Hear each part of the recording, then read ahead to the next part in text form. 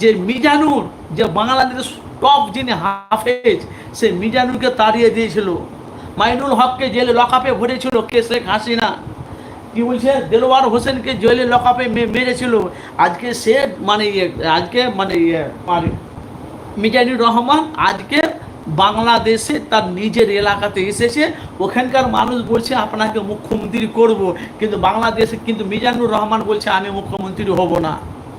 আজকে কিন্তু মুখ্যমন্ত্রী হবে, আজকে ঘোষণা হবে, তার নামটা কি বলে আমার মনে আসছে না, তাকে আজকে মুখ্যমন্ত্রী ঘোষণা করবে। তাহলে আপনারা চিনেন, তাহলে মুখ্যমন্ত্রী, যে বাংলাদেশের মুখ্যমন্ত্রী শেখ হাসিনা মুসলমানের উপরে কত অত্যাচার করেছে, কত রোলার চার্জ আপনারা জানেন? কত হাফেজকে মেরে দিয়েছে, কত আলেমকে মেরে দিয়েছে। যখন ওখানকার মানুষ সব যখন এক জায়গায় যখন হয়ে গেল, তখন শেখ হাসিনাকে মিলিটারির উপরে ওনাকে আপনি এখানে বেরিয়ে যান, বেরিয়ে যাওয়ার সময় বড় বড় আলেমেরা ওনাকে কটাক করেছিল, কিন্তু মিলিটারির ফৌজ হুকুম দিয়েছে, মিলিটারির ফৌজকে শেখ হাসিনা তাদেরকে মেরে দিয়েছে। কত বুক খালি জানেন?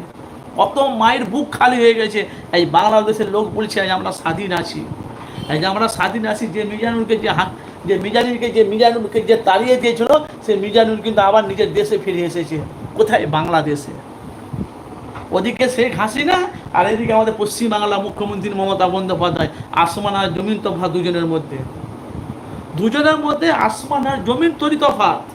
আমি কেন কথাটা বললাম সেটা আপনারা জানেন, আপনারা জানেন না, কিন্তু শেখ হাসিনার সাথে মমতা বন্দ্যোপাধ্যায়ের সাথে ওনার সাথে কোনো তুলনা করতে হবে না। শুধু রাজনীতি করতে ঘাপলা আছে, রাজনীতি করতে গেলে ভাই ঘাপলা আছে, ভালো করে বুঝবেন, ঘাপলা আছে। কিন্তু যে ঘাপলার মধ্যে যে শেখ হাসিনা যে মুসলমানের উপরে এত অত্যাচার করেছে, দেখেন বেছে মুসলমানের উপর অত্যাচার করছে। শেখ মাইনুলকে 17 বছর না কত বছর এখন অব্দি লকআপে রেখেছে।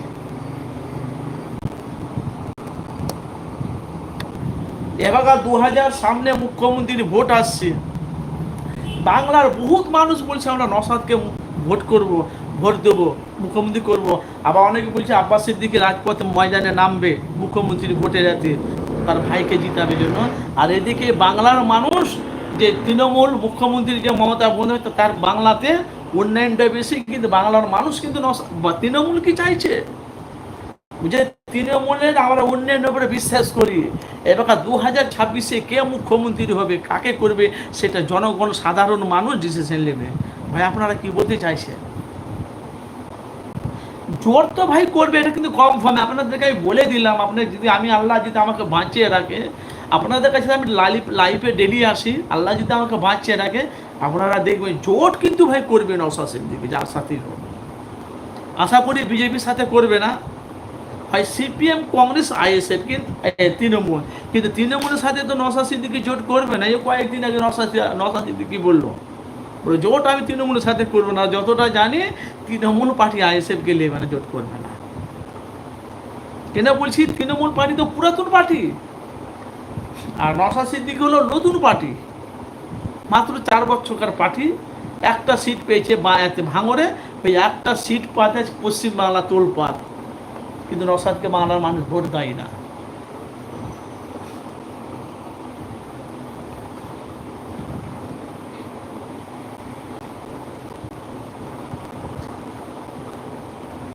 হ্যাঁ, প্রধানমন্ত্রী, মুখ্যমন্ত্রী, প্রধানমন্ত্রী, যাই আমার মিস হয়ে গেছে। ভাই আপনারা কি বলছেন? আমি বলছি পশ্চিম বাংলাতে যদি আব্বাসের দিকে যদি ওনার হয়ে যদি বাংলায় ময়দানে নামে, তো নওশাদের মুখ্যমন্ত্রী হওয়ার সম্ভব আছে?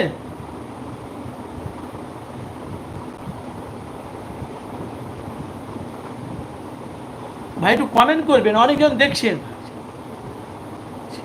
রাজু খান, আসসালামু আলাইকুম, কেমন আছেন?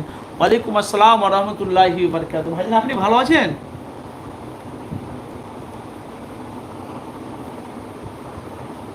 কেন বলছি? 13 বছর মুখ্যমন্ত্রী মমতা বন্দ্যোপাধ্যায়, উনি কিন্তু আছে, 13 বছর চলছে। 2024-এ 2025-এ 14 বছর হবে, আর 2026-এ 15 বছর হবে, মানে 3বার, 3 × 5 = 15। কিন্তু এবার আসল খেলা হবে 2026-এ।